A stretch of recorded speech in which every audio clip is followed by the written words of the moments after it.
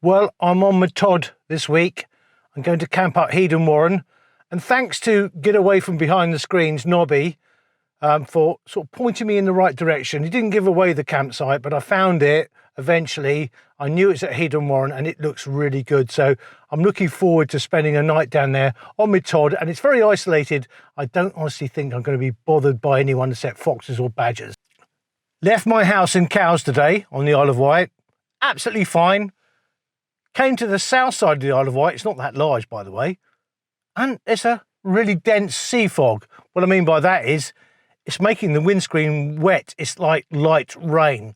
I don't mind that. It's cool, but I didn't expect it. I was hoping to show you some views, but obviously today would not be the best day. So let's get going, get my boots on, get out the car, and just go and enjoy it, basically.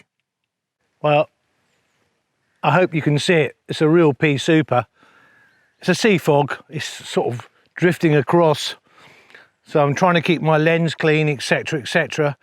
So it's slightly disappointing from my point of view because I wanted to show you the scenery, etc. But, you know, I'm out. And as I said before in previous videos, I'm out of the house, I'm happy. So let's get going.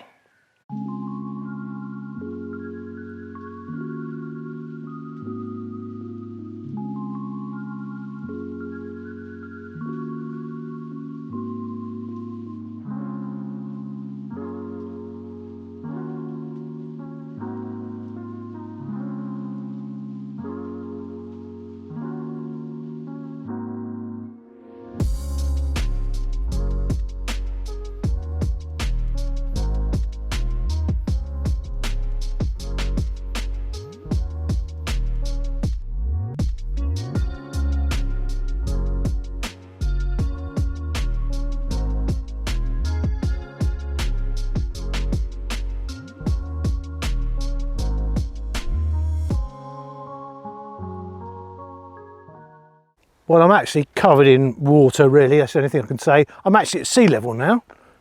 There's a little motorhome park over there. So I'm coming into fresh water and it's very wet.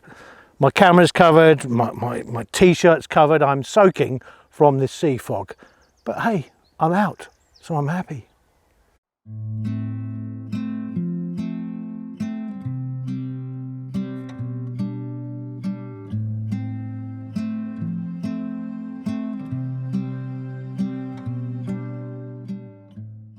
I do like to do a bit of wild foraging, and I'll show you where I get my food from in a minute. I like to forage at the co-op. Well, I've been defeated by time. It's now 1900, I've got another hour walk at least. Well, in fact, nearly 2 hours off road, so I've got to go on road to get to my final resting place. Robert Hooke was a very famous scientist who was born in freshwater. Now, if you know anything about science, you know about Robert Hooke. He was contemporary of Sir Isaac Newton. Newton did not like him.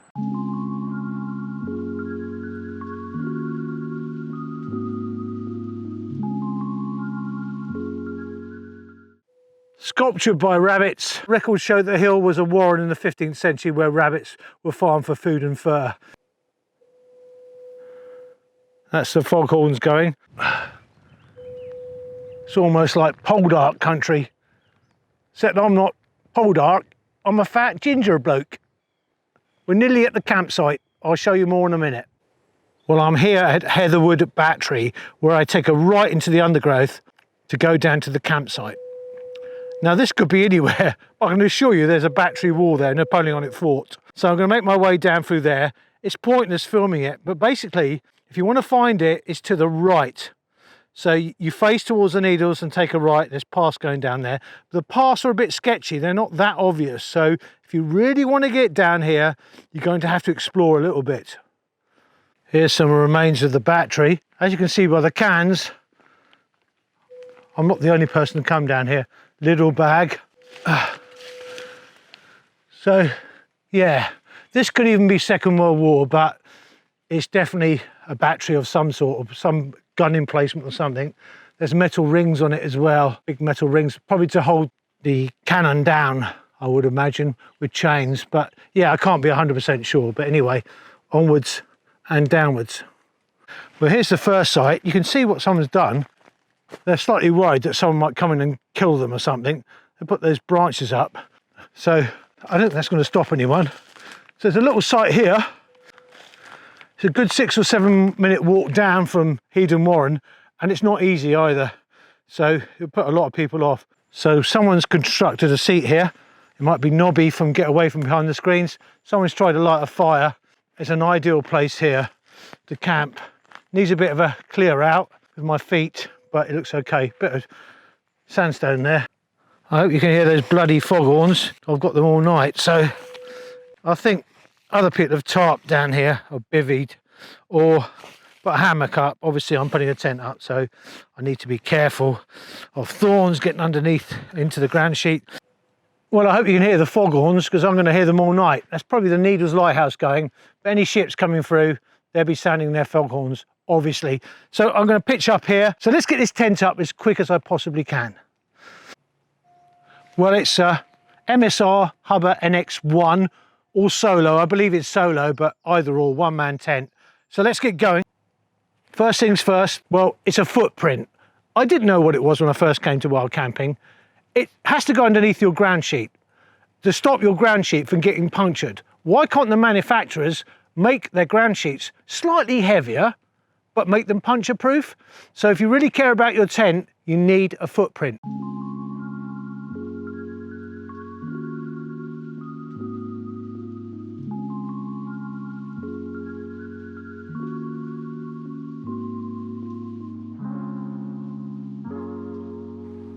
The light is fading fast. Another top tip is don't overinflate your mattress and pillow.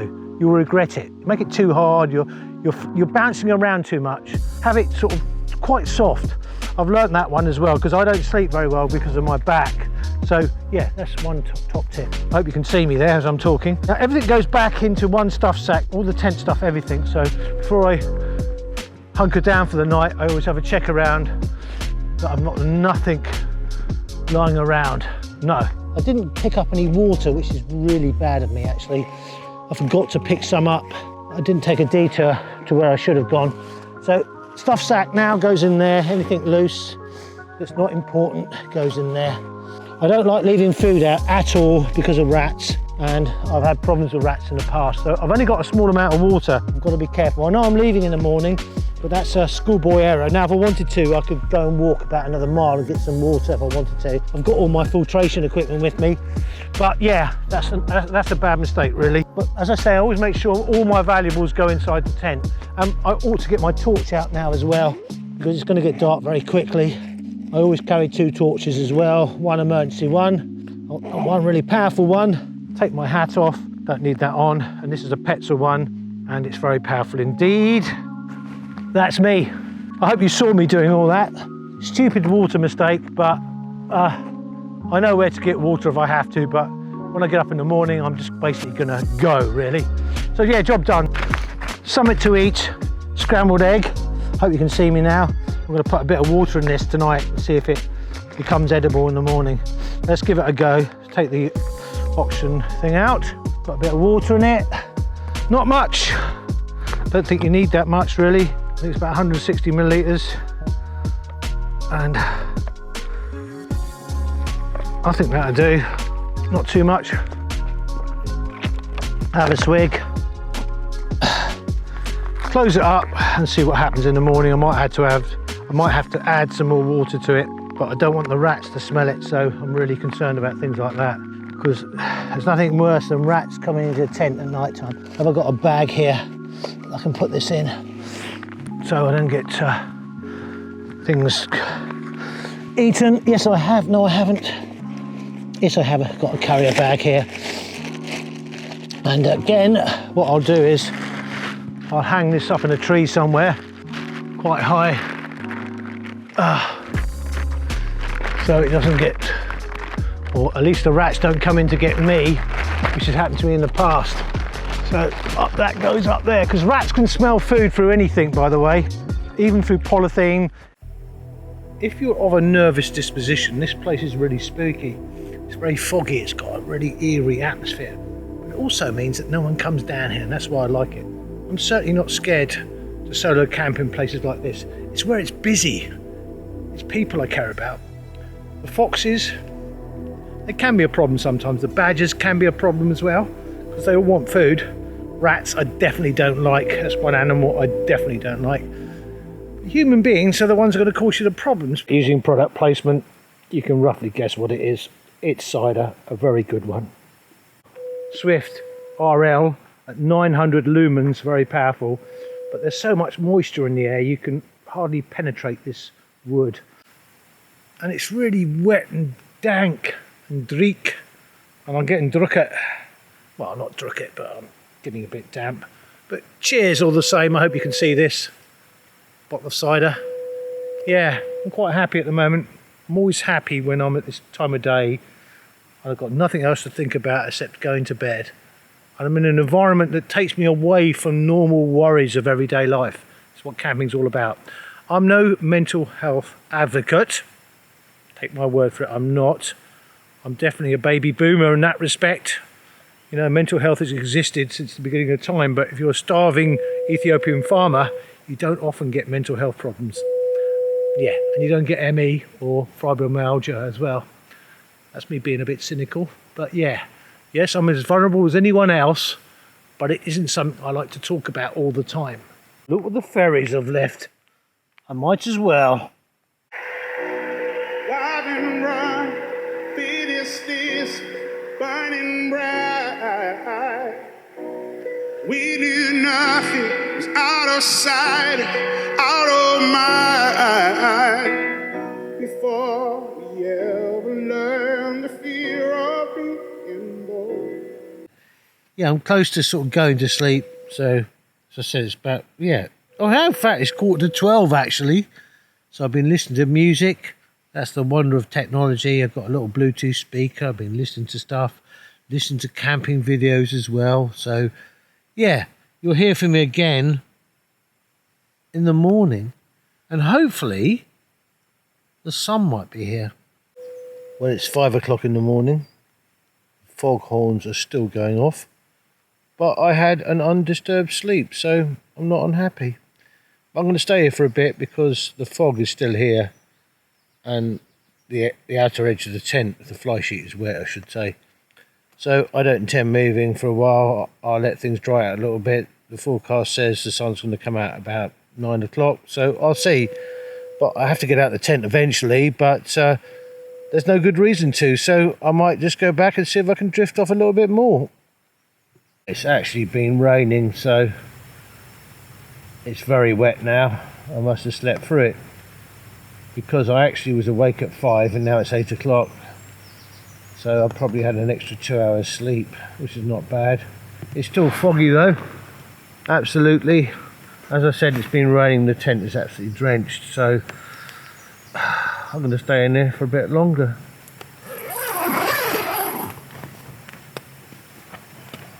It's 8:17, so I had a few nightmares between 5 and 8 o'clock. The ones related to camping that I think most of us get because you're in an unusual environment and you dream about it. There was rats everywhere, infestations of wasps, I was on private land. Oh, you name it, I had all these dreams. But my food that I hydrated, my freeze-dried food I should say, is in that bag. And I'm going to try it. And it's egg and cheese, scrambled egg and cheese from Summit to Eat. So I haven't got a stove with me, so it's been allowed to soak overnight, so I'm going to give it a taste. Didn't put hardly any water in it, so it looks okay. Let's give it a go. It looks good, he said in a high-pitched squeaky voice. It's all right. So it proves to me, in fact, it's really tasty, but I don't have to take a stove with me anywhere if I'm using freeze-dried food. I'm not on my wireless microphones at the moment, so I hope you can hear this. But there, Summit to Eat, scrambled egg and cheese, actually I think tastes better when I have it warm sometimes, because I probably don't wait long enough for it to soak in, so this is good. And I don't want to eat the whole lot. I can just seal it back up. So, job done. Wind's got up a bit now. It's still foggy though. You can see the sea. I wouldn't mind exploring around there one day, see if there's any other places to camp. I can't wait for it to dry out, so I'm gonna have to pack my tent up wet. So let's get going.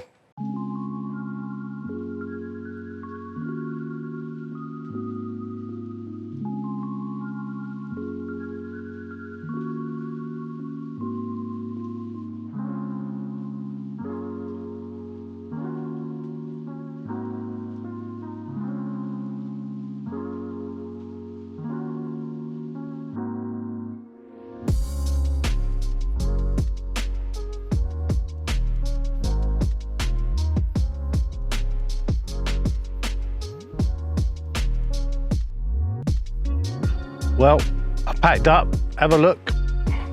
LNT, leave no trace. A few boulders lying around though, where I dislodged them, I'll put them back. Yeah, really nice little site. Shame about the weather. Let's have a look at the sea and see how bad that fog is. If anything, it's worse. Fantastic moss. It's almost like the stuff you see in the southern states of America. I've camped here before on this flat grass, but as you can see, there's people here even in this weather, and that's the proper part of the battery there where he stood. So yeah, let's make our way down to the Needles Park. Well, it's starting to clear very slowly. I never used to be frightened of cattle, but I've been chased twice in the past year, and I had to jump over a barbed wire fence on the last occasion. I ripped my backpack and everything, so I'm always very dubious now. I never used to be, but I am now.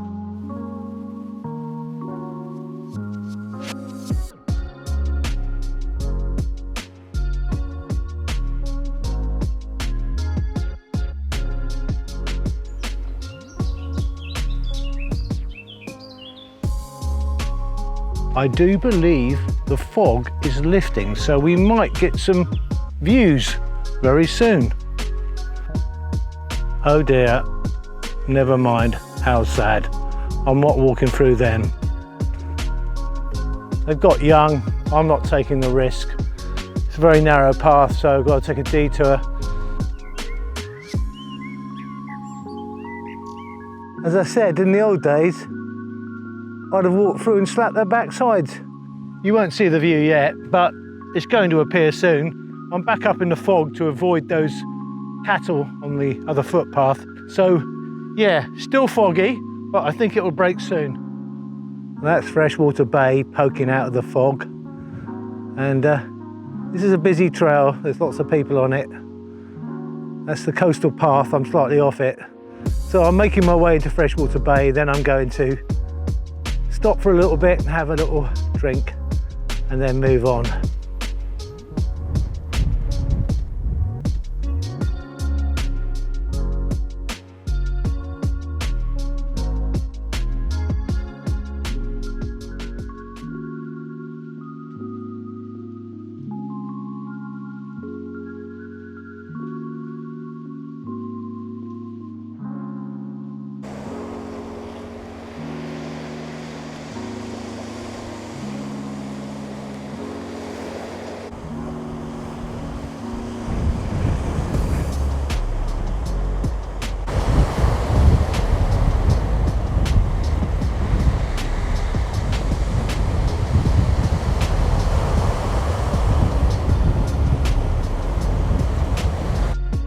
This is Freshwater Bay.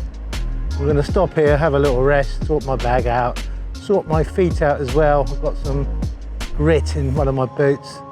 So yeah, let's have a break. I could quite seriously stay here and just doze off, but I know I'll get what I call cafe legs, i.e. you get stiffer the longer you stay still, so I have to move. But I don't really want to. Well, I have to leave. I've only got about 5-6 miles to go, but yeah, let's get back. It's so nice to be back in the sun and sort of taking up or soaking up the atmosphere. But anyway, onwards and upwards.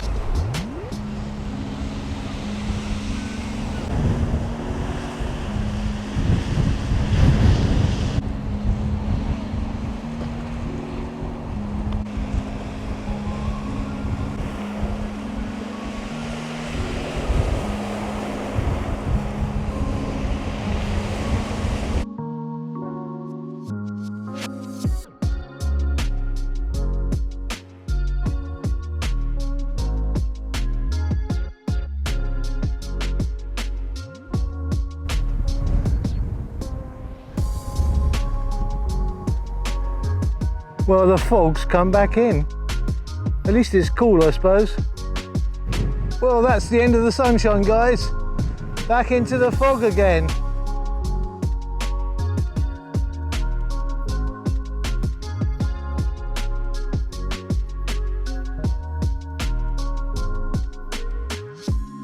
Well, that's the end of the views for today.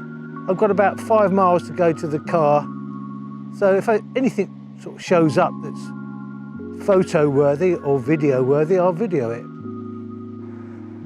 Not that I mind people putting flowers out in memorial of someone, but when they put plastic flowers out and then leave them for good, I get slightly annoyed. So yeah, why would people do that? Why not put fresh flowers out? How cheap and tacky is that? I'm coming off the coastal path now, going through Compton Farm. How are you?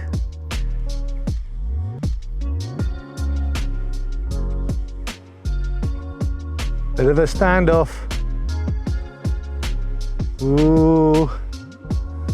They're not very attractive birds, are they, turkeys?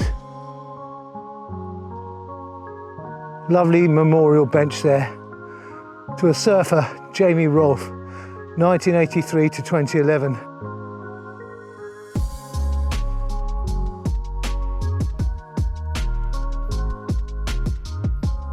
Looks like a badger set, could be foxes. There's footprints there though. I just wonder if they've been dug out illegally. Badger baiting still goes on, especially in remote places like this. So yeah, I can see footprints and everything. So maybe I'm looking for dogs' paws. No, I can't see any, but it's a bit suspicious that there's a lot of footprints on this, because a lot of farmers don't like badgers and they don't like foxes either, obviously, and they might have been dug out and dogs might have been put on them. But hey, who knows? I can't accuse a landowner or a farmer or anyone of doing this because it's illegal, and if they get caught, they get fined heavily. But there is footprints here, which is very suspicious, and there is spade marks as well. So that says to me, these spade marks, that says to me they've been dug out. So yeah, that's not good.